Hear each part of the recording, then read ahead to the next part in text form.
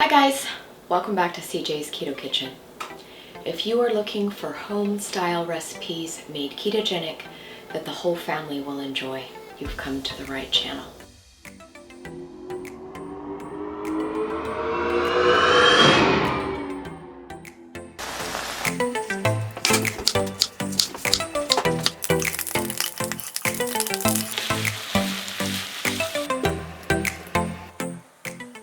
Tonight we are going to be making a very family-friendly classic, and it is going to be Sloppy Joe Casserole. Let's get started.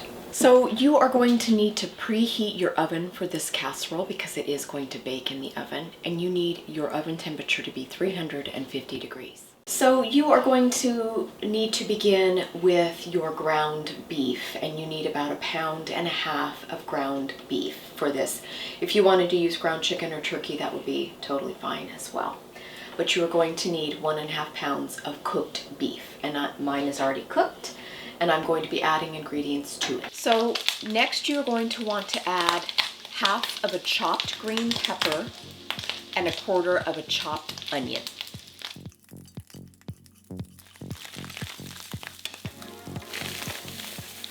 So the next ingredient that we are going to want to add to our Sloppy Joe mixture is some garlic, and I am using 2 cloves of fresh garlic. You can use powdered garlic if you prefer. The next ingredient is 2 tablespoons of brown sugar alternative.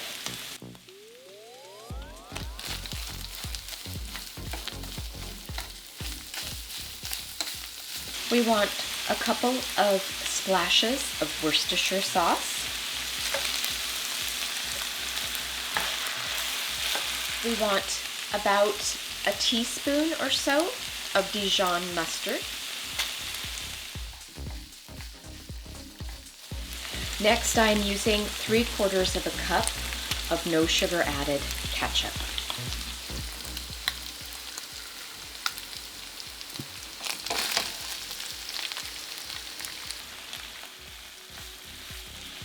You're going to need 1 cup of water, and that's just going to pull our sauce together and combine all of the ingredients that we add and put just a bit of moisture into our sauce. Now the final thing that I'm going to add personally for our Sloppy Joe mixture is a couple of dashes of cayenne. We like our food a little spicy. You can of course omit this if you do not care for your food to be on the spicy side. So at this point, I am going to cover my skillet and turn the heat down to low. We are just going to let this simmer for a few minutes while we make our biscuit topping. So let's make our biscuit topping for our Sloppy Joe casserole. So in a bowl, I have 1.5 cups of almond flour. The next ingredient is baking powder, and you need 1.5 teaspoons of baking powder. I like seasoning my biscuits, so I'm going to be using a little bit of salt, pepper, and garlic blend, and that's going to give me just a little bit of simple seasoning throughout my biscuit. I'm just going to take a fork and combine my dry ingredients. And that just ensures that our leavening gets through our flour and doesn't have any clumps. No one wants to bite into baking powder. So our next ingredient is going to be 3 tablespoons of very cold butter, and I have cut mine into little cubes. And what we're going to do is we are going to cut this or combine this into our dry ingredients. And you can do this in a number of ways. You can use 2 forks, you can use a pastry blender. I prefer to use my fingers because I like to control the feel of the texture that I'm looking for, and you're looking for a nice sandy texture. You're combining the butter into the dry ingredients, but still leaving little bits of it, because when that hits the oven temperature, it's going to puff up your biscuits, and that is what you're looking for.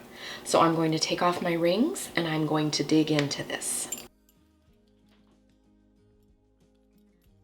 So I'm just going to go ahead and begin sifting it with my fingers, and I'm using a rubbing motion with the butter and the flour, and I'm combining it.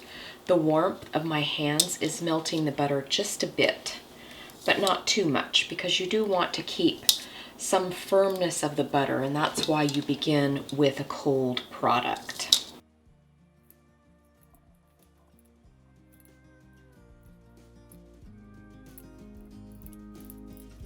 Okay, so when you have cut your butter into your flour and leavening mixture, it will look sandy like that. You have little tiny bits of butter, and that's what you're looking for. That's how you will know that you have cut it or combined it enough.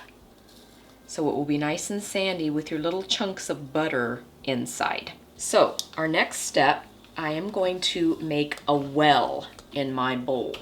So that means I'm going to kind of push my mixture up to the sides of the bowl, because I'm now going to put my wet ingredients inside that little well. So our wet ingredients are 1/4 cup of heavy cream. And I just make a little pond in my bowl. And to that little pond, I'm going to add 1 egg. So I will then take my fork and I will mix my egg into that heavy cream.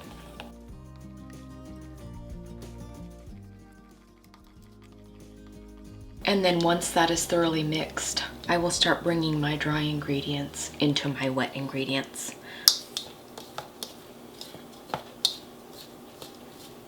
And we're just going to lightly combine these, just until the dough forms. And it's going to happen quite quickly. And you don't want to overwork your biscuit dough, because then your biscuits are not light and fluffy. And we want light and fluffy biscuits. So that's it.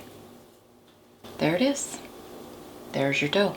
The final ingredients for our biscuits is I'm going to put a little bit of cheese in mine. If you don't want cheese in your biscuits, you don't have to. But I like just a little bit of cheese. And I'm going to put about 1/2 cup to 3/4 cup into my dough. And I'm just going to take my fork and work that in very quickly, because once again, we want to handle our dough as little as possible. So we are now going to transfer our meat mixture into the bottom of our casserole dish. My casserole dish is about an 8 by 11, so it's a little bit smaller than a 9 by 13. I'm just going to give my meat a bit of a stir, since it's been simmering on the stove and all of our flavors have combined.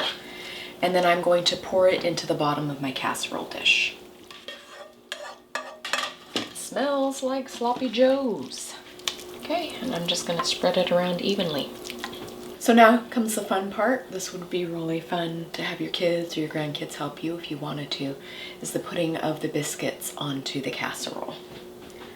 So I'm just going to make little spoon-sized biscuits because I want them all over the casserole. You can do it however you would like. And they don't have to be, you know, any particular way, because this is rustic. So just do it however you would like.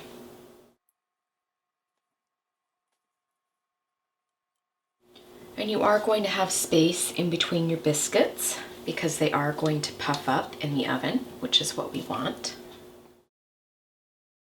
So you do need to leave some space for them to spread out a bit, and just adjust them how you want. Once again, this is a very home-style dish. Okay, it looks good to me. It looks nice and home-style. So we are going to put this into our 350-degree oven, and we are going to bake it for about 25 minutes. Depending on your oven temperature and how things react, of course, keep an eye on it. But I'm going to do 25 minutes to begin with my particular oven. Okay, it's been 25 minutes and our Sloppy Joe casserole is ready to come out of the oven. And there's our beautiful little spoon biscuits on top. Smells really good. I'm excited to eat it. So with all casseroles, I always suggest that you let them sit on your countertop for about 10 to 15 minutes before you start serving. I'm getting ready to serve CJ a portion so he can try it out for us.